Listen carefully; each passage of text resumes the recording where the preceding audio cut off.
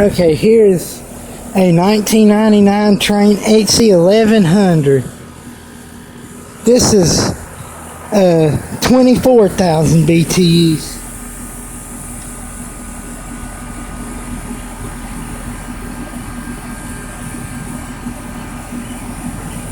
Made December 99. There's one that's, well, it's over here. There are two buildings over here. It's a April of 1999. It's a 2.5 ton. This is a 2 ton. This and this. Over here's a 2012 Trane that replaced another 1999 Trane.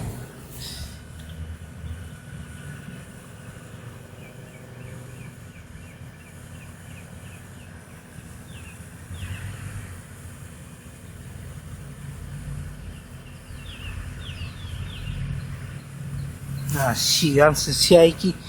Sorry. Now get fit.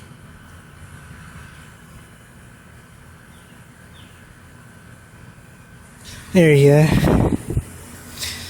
Here's a 07 Trane that has some issues and has never been fixed. I don't know what's wrong with it exactly. Like it freezes up at the TXV right there when it's running heat mode, and this little line's real cold. Not sure exactly what's wrong. Like it's chilly, like even when it's running heat mode, like a restriction or something like that. I'm not so sure what's wrong with it. But I like this Trane right here pretty good too. It's hooked to a okay, you see this little wire right here? This is a thermostat wire. This wire here goes to a thing around the corner here. Goes to like a, they may have it unhooked now. I think so.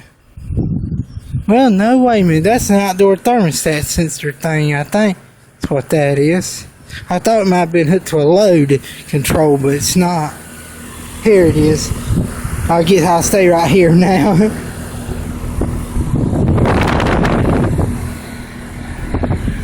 I like this Trane pretty good. I wish I could, I probably would make them upset. I wouldn't want to upset Trane, but I'd like to make one like this. But it'd have to be bigger. It'd have to be like a 14 seer now, because I think they just started that, where you have to have 14 seer.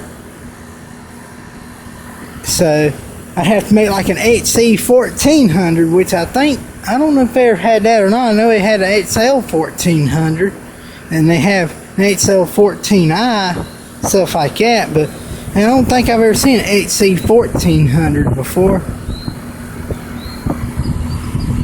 Let's look at this now. The blades are spinning faster than they look in the video.